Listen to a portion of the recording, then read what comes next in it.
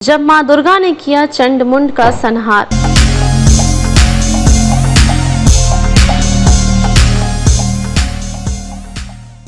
जब भगवान राम ने की रावण वध के लिए आराधना। नवरात्रि में विशेष संधि पूजा। ब्रह्मांड की ऊर्जा होती है सबसे प्रबल। नवरात्रि का उत्सव पूरे देश में धूमधाम से मनाया जा रहा है। आज शुक्रवार 11 अक्टूबर 2024 को शारदीय नवरात्र का अष्टमी और नवमी का संधि काल है। संधि काल में विशेष पूजा का विधान है। इस अवसर पर मां दुर्गा के विभिन्न रूपों में से एक माता चामुंडा का विशेष अनुष्ठान किया जाता है और इस जगत एवं प्राणी मात्र के कल्याण के लिए माता जगत जननी से प्रार्थना की जाती है। संधि का अर्थ मिलन बिंदु होता है। संधि पूजा नवरात्रि के 8वें दिन और 9वें दिन के मिलन पर किया जाने वाला एक विशेष अनुष्ठान है जो 8वें दिन के अंत और 9वें दिन की शुरुआत का प्रतीक है। हिंदू शास्त्रों में संधि काल का विशेष महत्व है। इसे बेहद शक्तिशाली और शुभ माना जाता है। संधि पूजा का महत्व बुराई पर अच्छाई, अंधकार पर प्रकाश और अज्ञानता पर ज्ञान की जीत का उत्सव है।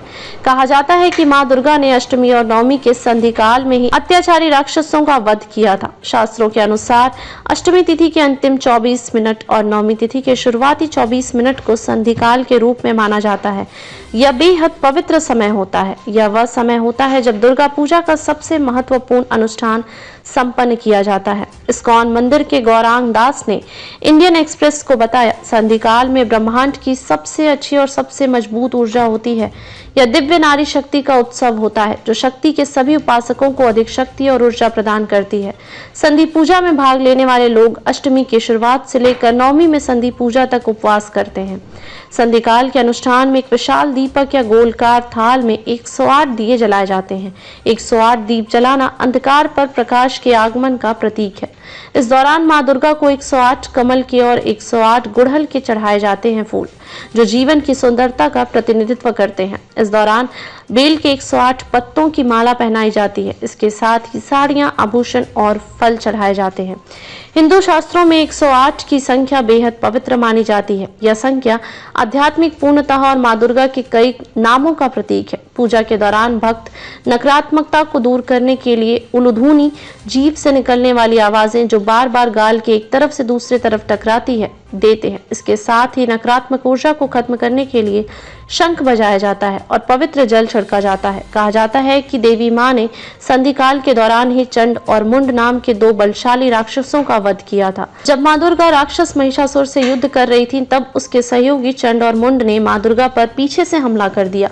पीछे से हमला करने पर मां दुर्गा को बहुत गुस्सा आया। इस गुस्से के कारण उनके चेहरे का रंग नीला पड़ गया। पौराणिक कथाओं के अनुसार तब देवी मां ने क्रोधित होकर अपनी तीसरी आंखें खोली और चामुंडा अवतार लिया और दोनों दुष्ट राक्षसों का वध किया। यह भी मान्यता है कि भगवान श्री राम ने संधि काल में 108 नीले कमलों से देवी मां की पूजा की थी और अत्याचारी रावण का वध करने की इच्छा जताई थी। इसके बाद मां दुर्गा ने भगवान राम को यह आशीर्वाद दिया था कि कहा जाता है कि भगवान राम द्वारा माता की पूजा करने के बाद संधि पूजा की जाती है। इस दिन मां दुर्गा के उग्र अवतार चामुंडा की संधि पूजा की जाती है। कई जगहों पर इस दौरान बलि देने का भी प्रावधान है। अलग अलग जगहों पर अलग अलग मान्यताओं के अनुसार मां चामुंडा की पूजा की जाती है। कुछ लोग कद्दू, केला, ककड़ी आदि का बलि के रूप में प्रयोग करते हैं।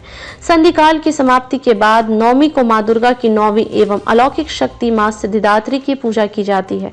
मार्कंडेय पुराण में कहा गया है कि माता के पास अनिमा, महिमा, गरिमा, लघिमा, प्राप्ति, प्रकाम्य, ईश्वित और वाशित्व नाम की कुल 8 सिद्धियां हैं। मां सिद्धिदात्री की पूजा से ये सिद्धियां प्राप्त होती हैं। देव पुराण के अनुसार भगवान शिव ने मां सिद्धिदात्री की कृपा से सिद्धियां प्राप्त की थी और अर्धनारीश्वर कहलाए थे। धन्यवाद।